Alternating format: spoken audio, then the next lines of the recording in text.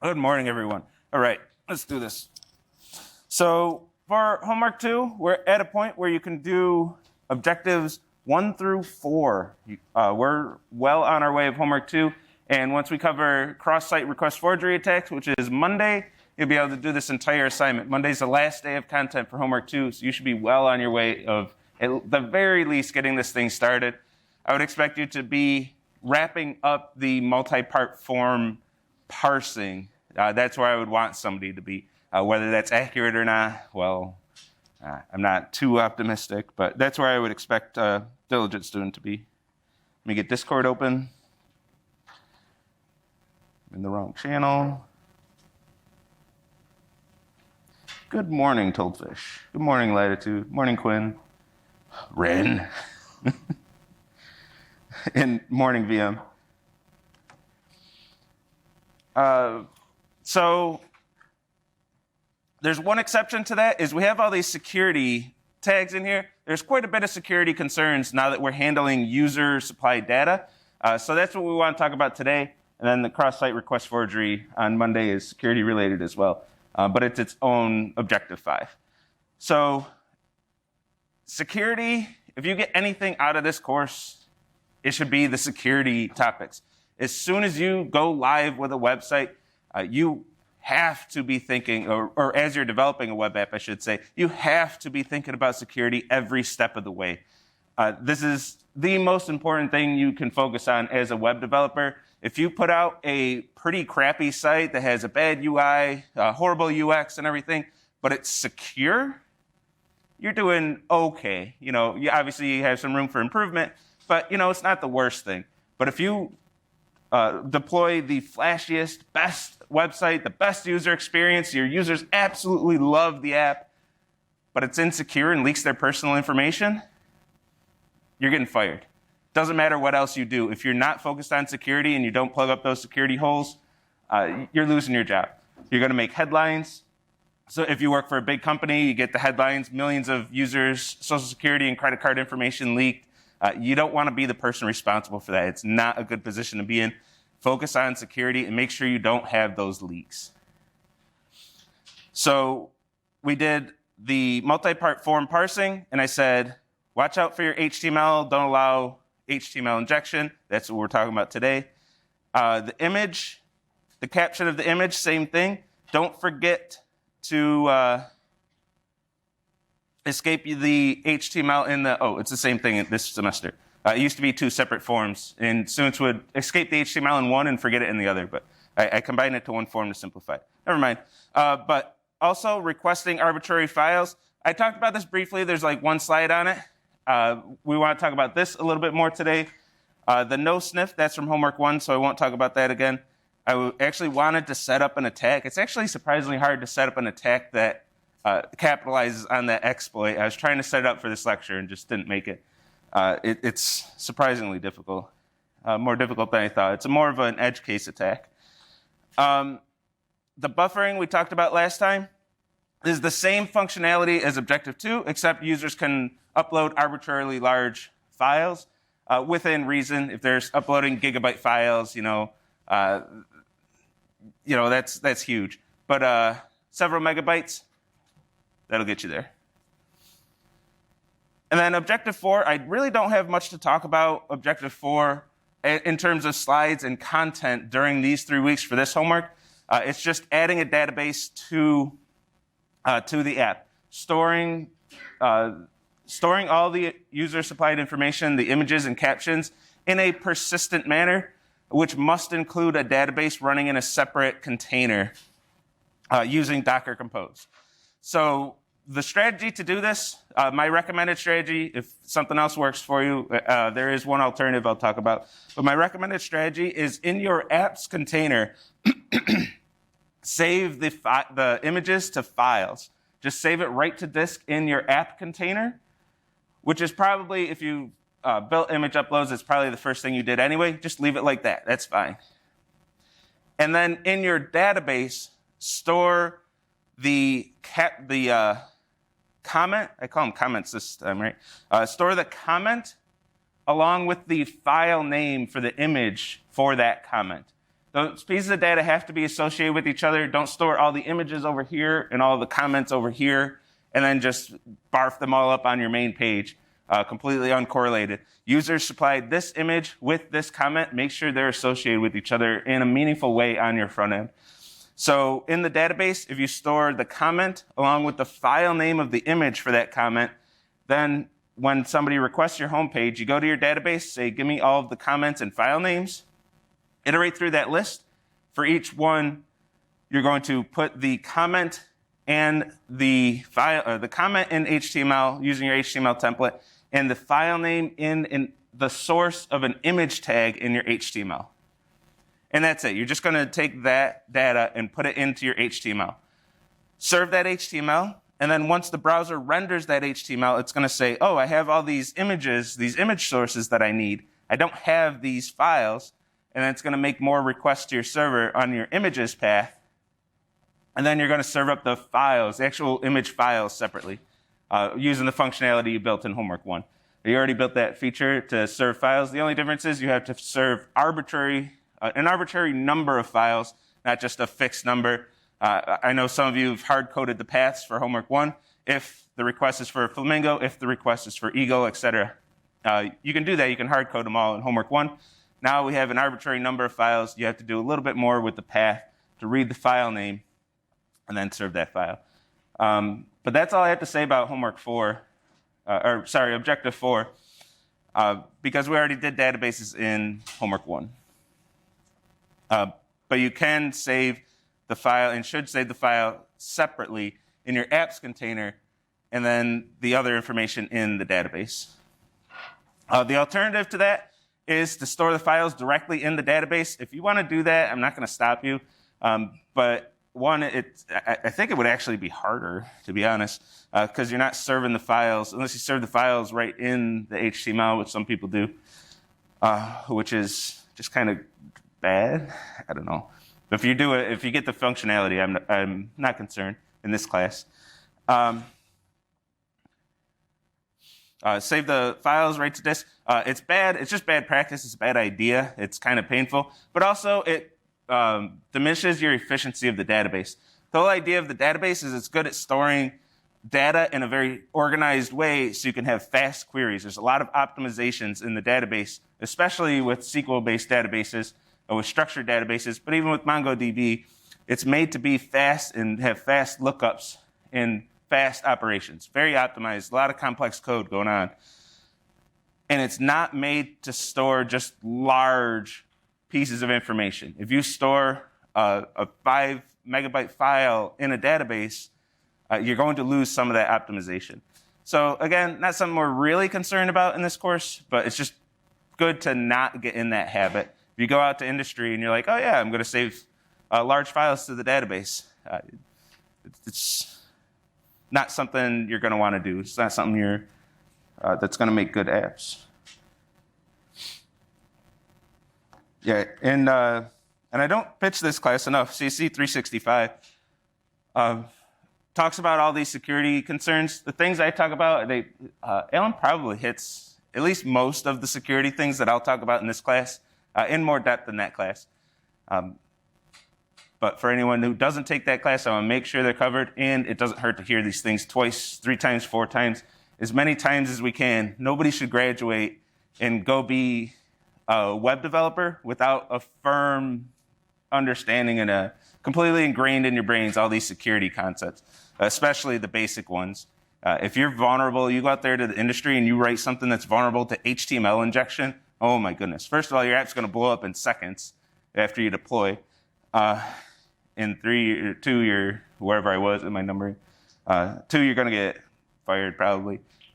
If you're that incompetent, when you get tired that you're vulnerable to this, like, we can't allow that. Alan and I, we're going to make sure you know this stuff. So with that, let's talk about it. HTML injection. So when we were hosting static pages for Homework 1, all the HTML was just static. It was one file. We read that file, we served that file, and that's it. There's not much security concern here because the users have zero control. You have full control over all of the information that's being sent to the users. So nothing's really a big deal. You write your HTML, you send that HTML to, you send your HTML to the clients. But now we're hosting user-submitted content. Users can type whatever they want as their comment, and they can upload whatever they want for their image, any arbitrary bytes that they want. Now we have to be concerned because we're taking information from our users, from any user, and then serving it to all users. So now this gives an opportunity for users to inject anything that they want into our page and then have us serve that to every single user. This is concerning. And you might say, well, they're my users. I love my users. They're never going to hurt me. They're never going to do anything bad to this site. They're going to use it the way it's intended to be used. No, never trust your users. Never trust your users. Ever. Do not trust your users. Ever, ever, ever. And you might think, okay, they're my users. They're going to act in good faith. Fine. And you're probably right. You're probably mostly true, at least. For the users using your app to actually use your app, yeah, they're probably going to use it in good faith. For the most part, there might be a few users in there who don't want to. But they're not the only ones who can use your site. Who else has access to your app? Who else can use your app besides your intended users? Friggin' everyone. This is what we love about the internet. We can connect to the entire globe just by plugging into, just by connecting to a Wi-Fi connection or plugging into Ethernet. We're connected to the entire globe, not just our intended users. Everyone with an internet connection can access your app. Do you trust everybody on the planet? I see some yeses. Okay, you don't have to worry about security. If you trust literally everyone on the planet, then fine. Do what you're going to do. Odds are most of you don't trust every single person on the planet. So if everybody can send us requests, we got to think about who those, what they can do, what they might do, and then prevent them from doing those things. So anybody who wants to take our site down, and you might also think that, well, my site's so small, we have a small user base, it's not worth it to attack us. You know, who's ever going to attack us? And that's not even always true. There aren't like the hackers looking for exploits. They're not necessarily like a group of people sitting in a dark room, navigating the internet and looking for sites to hack. It's not really, I mean, sure that happens, I'm sure. But more often, it's a bot. It's a bot just scanning IPs and looking for exploits. And then once it finds one, then it flags it's human. It says, hey, human hacker found one. And then that human goes in and sees what damage they can cause and whatever they want to do. So we have an attacker. They get this idea. Okay, you have a comment. You have this chat feature. You can upload comments and images. Well, instead of an actual comment, I'm going to send this as my comment. I'm going to start writing HTML. Once I can write HTML, I can write a script tag. Once I can write a script tag, I can write any JavaScript I want. That's going to be served to all users. And the attacker just got whatever JavaScript they want to be running on all of your users' machines. Generally something we don't like. That's not good. That opens up the door for a lot of different attacks. Whatever the attacker can think of that they want to write with. And that code will be running from your website. Your server hosted it. So it has all the permissions of your JavaScript, which might be more than you want an attacker to have access to. This is HTML injection. So when we're taking arbitrary text from our users and then just spewing it out to all users, what's stopping them from writing HTML? Our HTML template is going to take those placeholders, replace it with whatever our users submitted. if the user submitted HTML, that text is going to be right in our HTML. It's going to be rendered as HTML, right? It's right next to our HTML. The HTML you wrote, it's right next to that. It looks the same.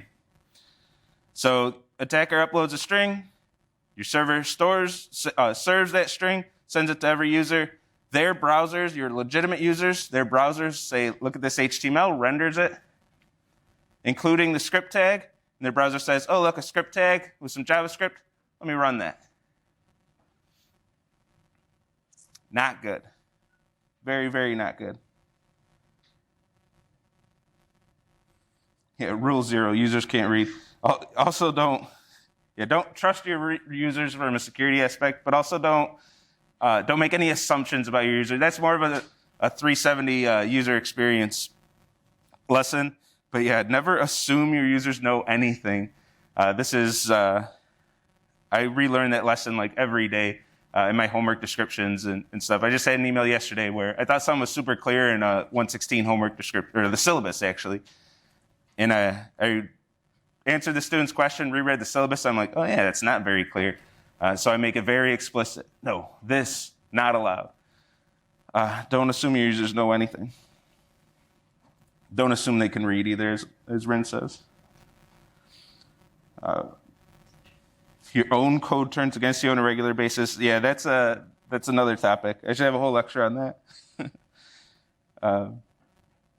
Actually, we have several courses on that, I guess. Writing code that works.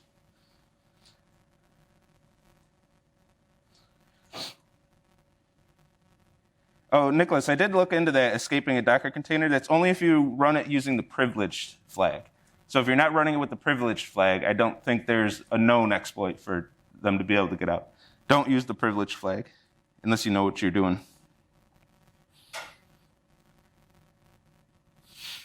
Or I should say, don't use the privileged flag if you're giving other people access to that container. I shouldn't say you know what you're doing, but.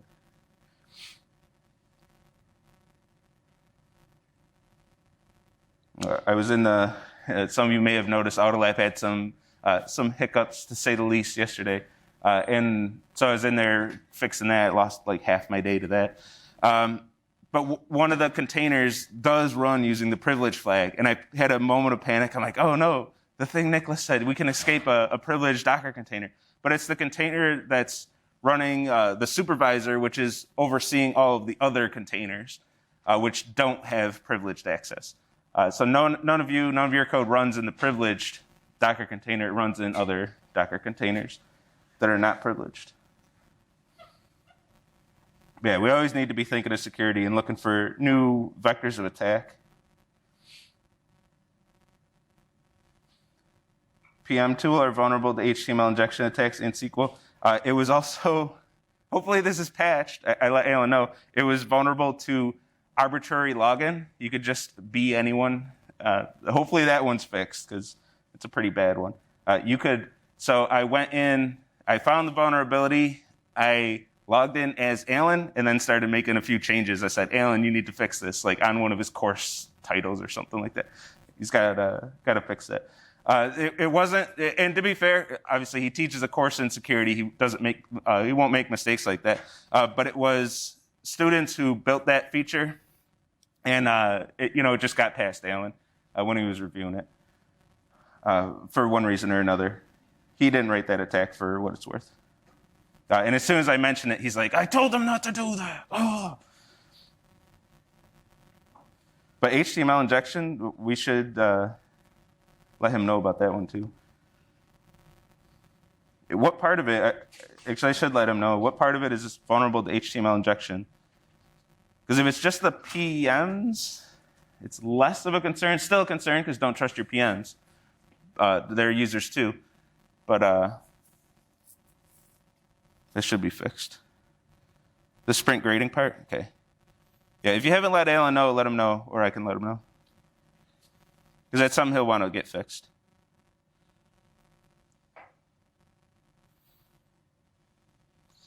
Is HTML sanitation part of the homework? Yes. So that's where we're headed with this. To prevent this attack, actually really simple. Just escape your HTML or sanitize your HTML. Whatever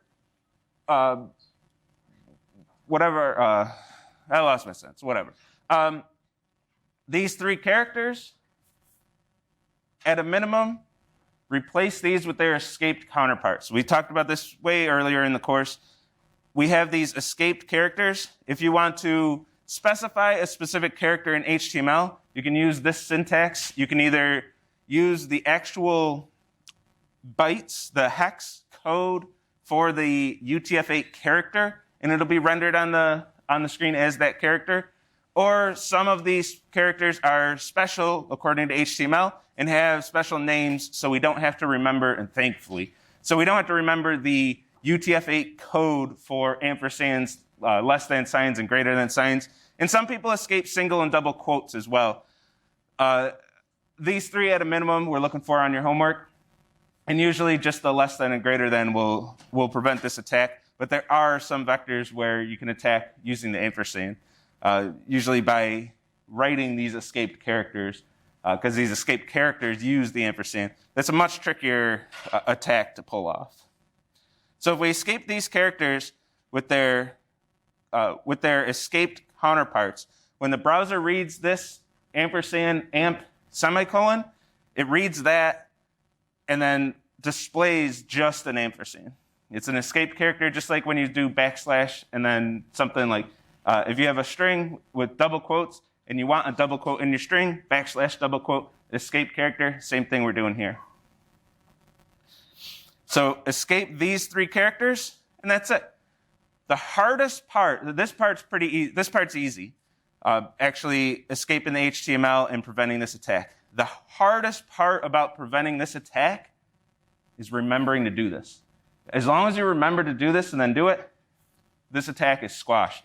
Without these three characters, try writing any valid HTML, much less JavaScript. Can't be done. You can't get those tags. You can't get an open or closing tag. You're done. Before the attack even gets off the ground, you squashed it.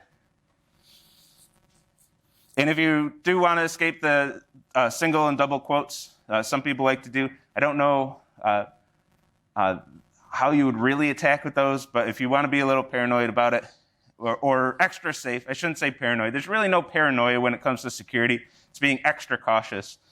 You can escape the single and double quotes as well.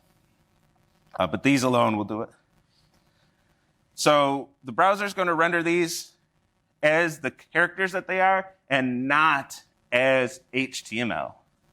So it will not say, oh, ampersand LT semicolon, that's the less than symbol.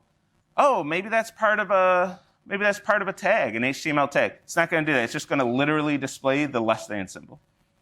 So similarly, if in your page you want to use less than symbol or greater than symbol and not have your IDE or the browser try to interpret that as an HTML tag, just escape them with ampersand LT, ampersand GT, and semicolon. So now this string, user submits this string, it's going to become this string when we store it and when we serve it. So when we serve this content to the user, we're going to see this in the HTML, and then the browser is going to look at the ampersand LT, ampersand GT, and render it as this string. So it'll still look like this to the user. The users, legitimate users anyway, won't know the difference between these two. But your attack user is going to say, oh, crap, you rendered that as a string and not as my actual JavaScript. The order is important here. Every semester I have a few students who see this weird behavior, and they're like, what the hell is going on? Make sure you escape ampersand first. Very important. Because if you don't escape ampersand first, if you do less than, greater than, and get to this string, and then you escape ampersand, well, there are ampersands in there that you put there, and then you're going to escape your own ampersands, and then you're going to have this string, you're going to have this rendering as an actual ampersand, and then you're going to see LT semicolon. The user's going to see ampersand LT semicolon on the screen, and it's going to look like it's actually rendering your escaped your escaped characters as the text of the escaped character.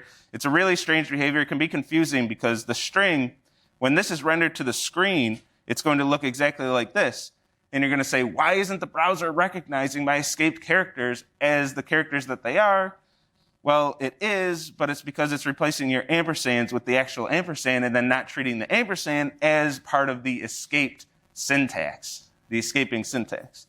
So make sure you're replacing ampersand first. Very, silly little thing to do, and something I used to not mention in lecture. Hopefully nobody makes that mistake this semester. I have that I'm explicitly mentioning it. But it's not even like a mistake. Like, okay, I got to escape these 3 characters, whatever. I'm going to plop them down in any order and call it good. If you happen to do ampersand, not anything but first, things aren't going to render the way you want it.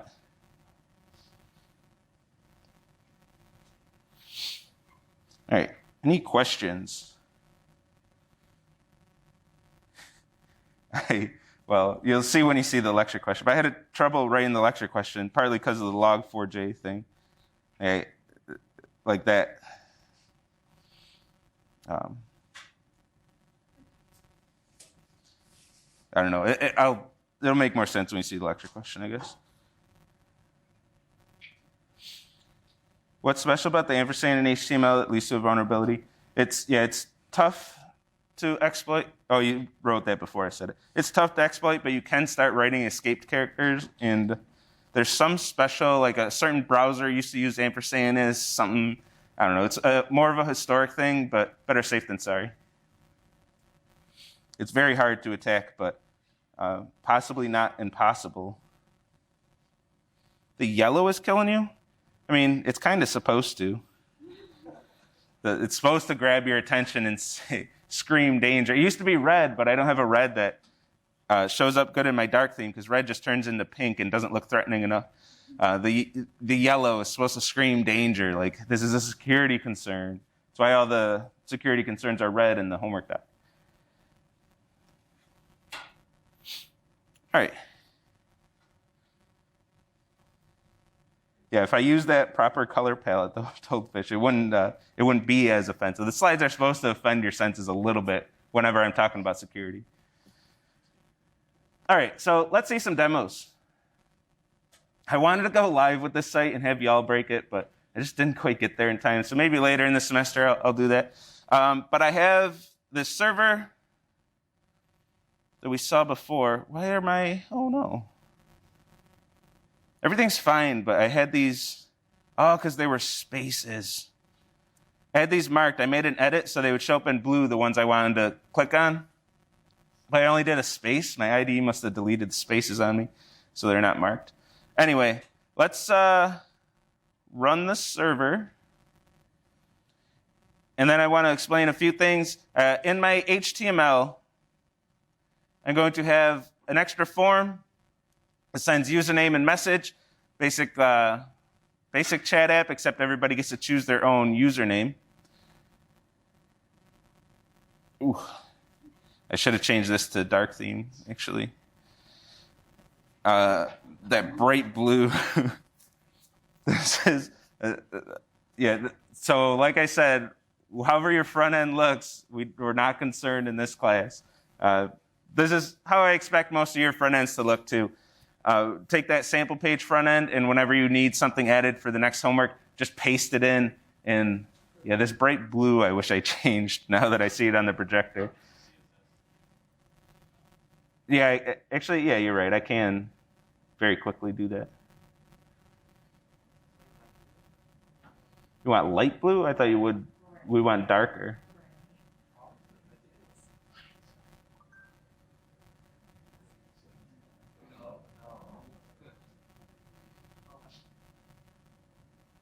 It's better. At least it doesn't burn our eyes. Oh, I have white text. I can go darker.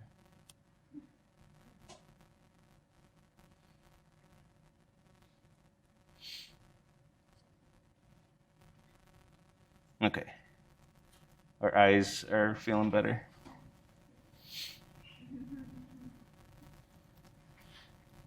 All right, so we have this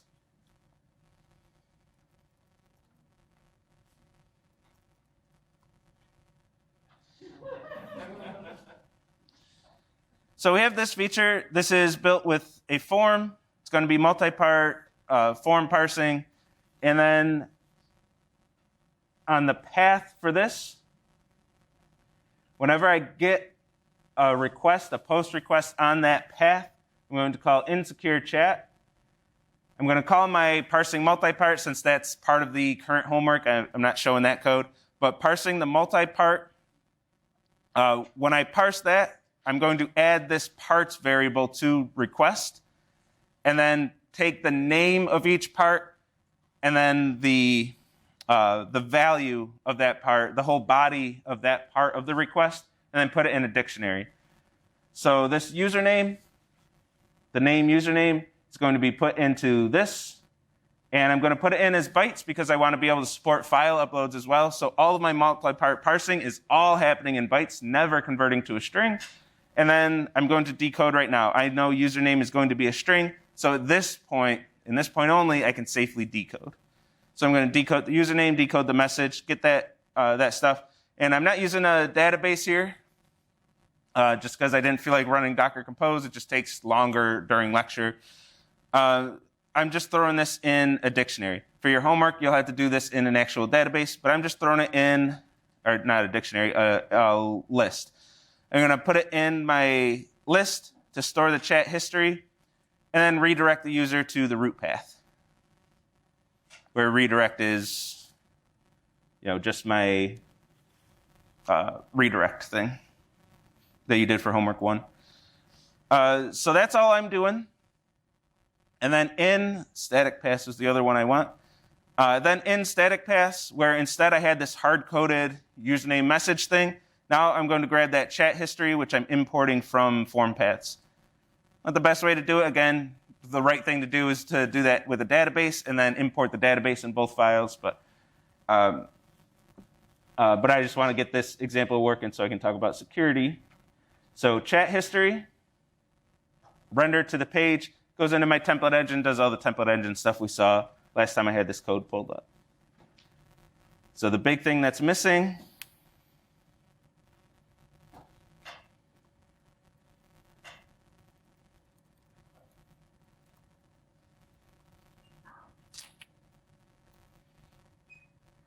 I can type any HTML I want. Any arbitrary HTML is going to be executed on everybody's browser. And I should be able to, whenever I do this during a lecture, I mess it up. So I'll see if I can do it right today, with no guarantees.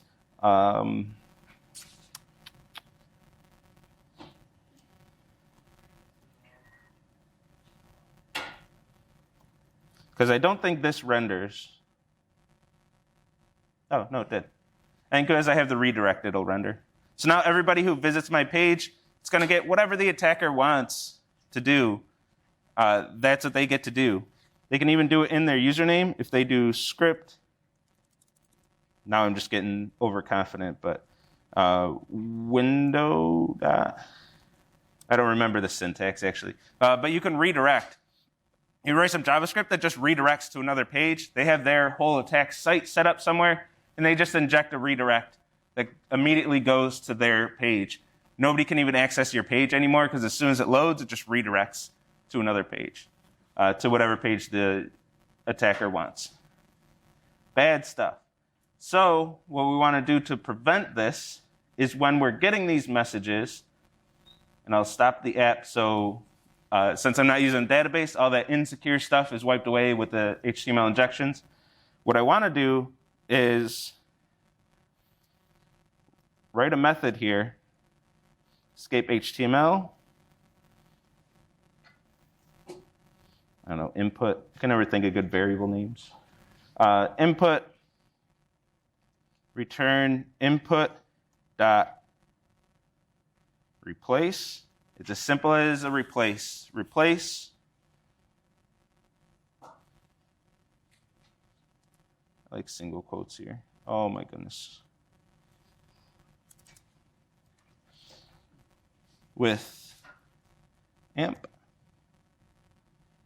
dot replace less than ampersand LT.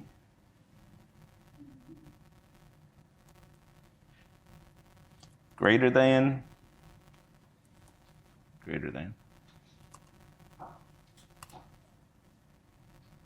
Then we're going to call this on both of our things. Make sure you call it on anything. Anytime you're handling text supplied from a user, sanitize it. Oops.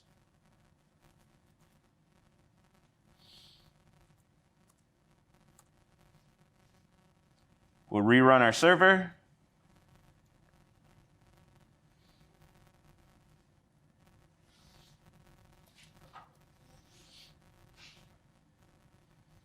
Let me refresh.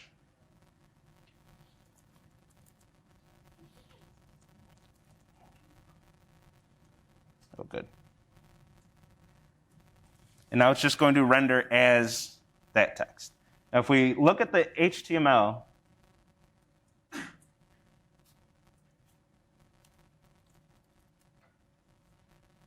now if we look at the actual HTML that was served, oh, come on.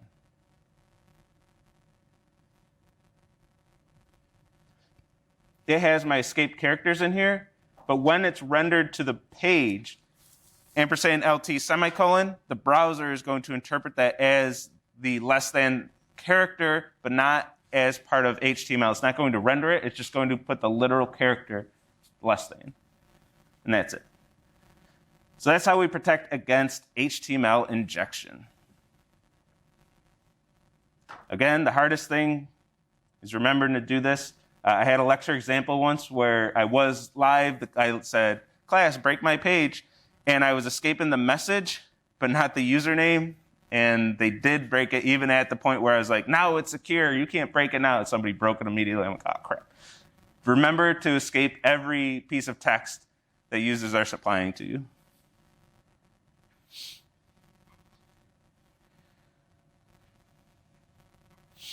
All right, any questions on that?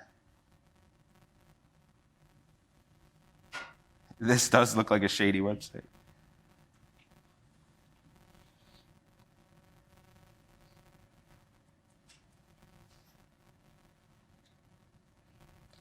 Does that protect us from bytes as well? Is there anything to protect us bytes? It depends on what those bytes are going to eventually be interpreted as.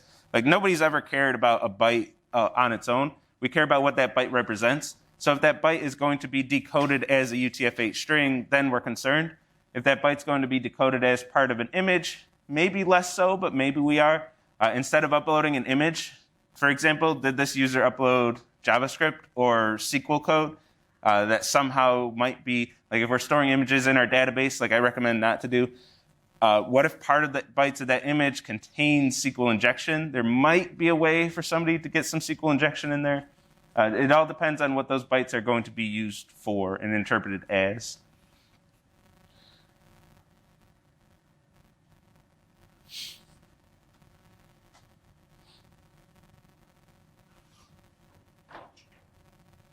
There isn't really any difference in example in JavaScript. I didn't even show you any code. I barely showed you any server-side code, and this mostly runs as JavaScript. The only difference is the decode. But also, I mentioned this last time. Like, if you wanna use JavaScript, I'm not going to stop you. I do recommend Python. If you want to use JavaScript, I'm not going to stop you. But you're also not going to get lecture examples very often in JavaScript. You're one of the 3 people who chose to use JavaScript. That's fine, but I'm going to cater to the 80-some students who are actually 91, right? If 5 of you are not using, there's 96 in a row, but some of you didn't submit the homework, so I don't know, 80-some. I'm going to cater to the 80-some. If you want examples in your language, I don't know, switch to Python. Go follow my recommendation. There are things that will be easier in Python.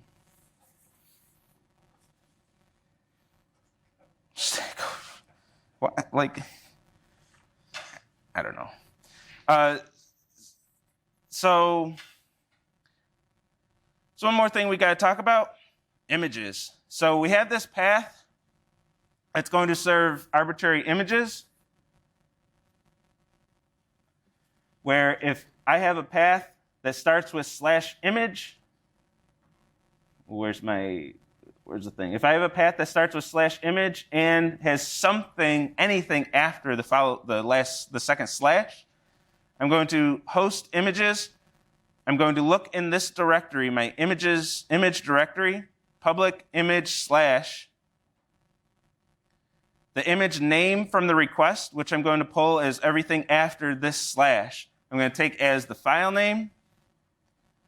I'm going to read that file name and then send that to the client. And I have this line conveniently commented out. This is what I expect you to do in your homework to be secure. But what's the danger if we don't have that, if we do allow slashes in the path? So first, let's see how this works normally. I'm going to go to my image path. Let's get kitten this time, kitten.jpg. I'm going to type in a file name, and then I'm going to get from the images directory, I'm going to get that file. So a request is made for image /kitten.jpg. My server goes into that images directory and looks for a file named image.kitten.jpg. So the concern here is, what if people want to escape this directory and grab any arbitrary files from my server? So what if they, instead of getting from this directory, can go up to this directory? Not a big deal. They already have access to my HTML, CSS, and JavaScript. But what if they go up to this directory or beyond that and go just arbitrary files on my file system? So let's try to get my server code. If somebody can get your server code, they can start looking for exploits instead of just randomly sending requests and hoping to get lucky, so as it were. If they have your code, they can specifically look through your code for exploits and try to figure out a way to attack you from that. So let's try to get this. So what I can do is do ... That's going to take me up 2 directories, and then look for server.py. And I'm going to copy this, send that, and I just got my HTML. No attack. Oh, no. So the browser is actually going to read those ... and remove them before it sends the request. So the request that was sent was just server.py, and my site, I didn't have time to debug this. I didn't care that much. But instead of sending the 404, it's sending my root path. I'm not too concerned about that. I'm OK sending them to my root thing. So we're secure, right? They can't navigate my directory structure. Secure. The browser's going to make sure we're secure. No, obviously not, or else I wouldn't be talking about it. Oh, my goodness. Or else I wouldn't be talking about it.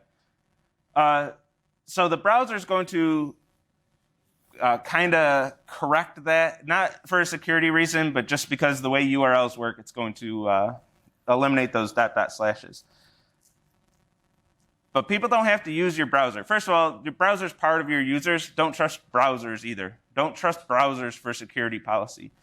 Because one, what if a browser doesn't do it right, doesn't do the right thing? And two, attackers don't have to use a browser. They're going to go to Postman.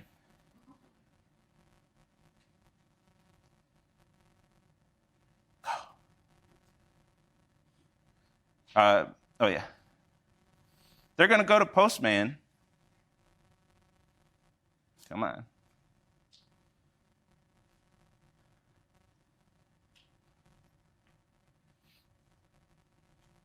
Sure, documents. I don't think I use documents. Actually, let's go to... Yeah, that's fine. Sure. Response.txt. Response.txt. Computer's disobeying me.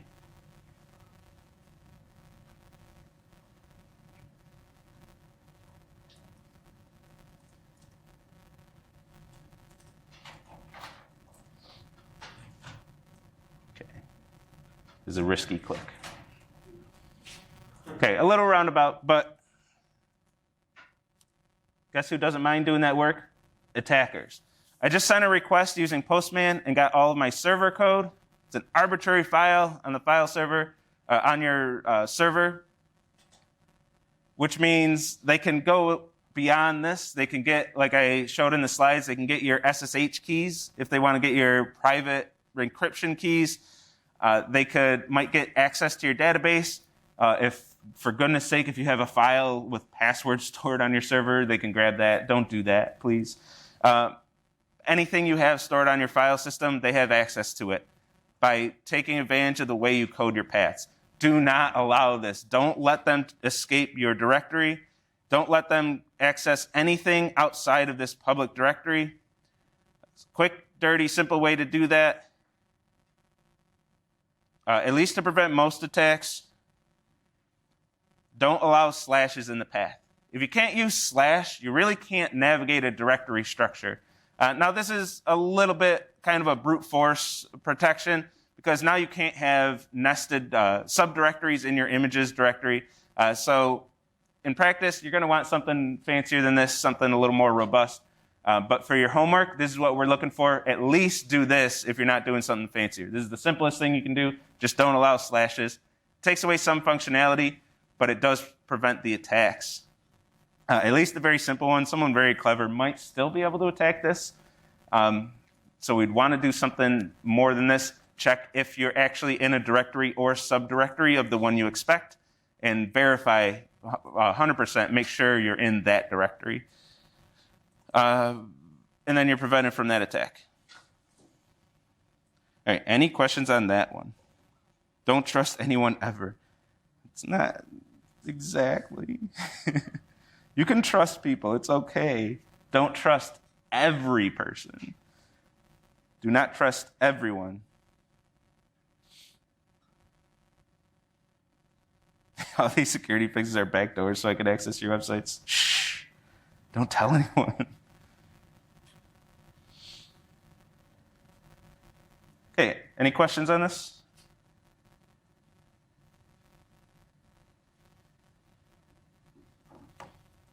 Okay.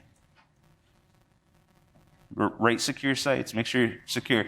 So for the lecture question, I had a tough time writing this because so many things are security concerns. I was going to write like, your external libraries aren't a security concern, but then log4j is sitting there. I don't know, everything I could think of was a security concern. It took me a long time to think of the correct answer to submit here. Something that's not a security concern. And even that's a little questionable. I had to carefully word it, the correct answer, to be like, anyway. Just about everything can be a potential security concern. Just give me all your code on AutoGrader, I promise. Yeah, submit all of your code to AutoGrader. I won't hack your site. By the way, if anybody wants to look for security vulnerabilities on AutoGrader itself, the code is open source. If you find any vulnerability, I'll probably give you an A and a job. Find some way to pay you. That's how you do passwords, Trevor. Yep, that's right. And when you submit, you can go, have a great weekend.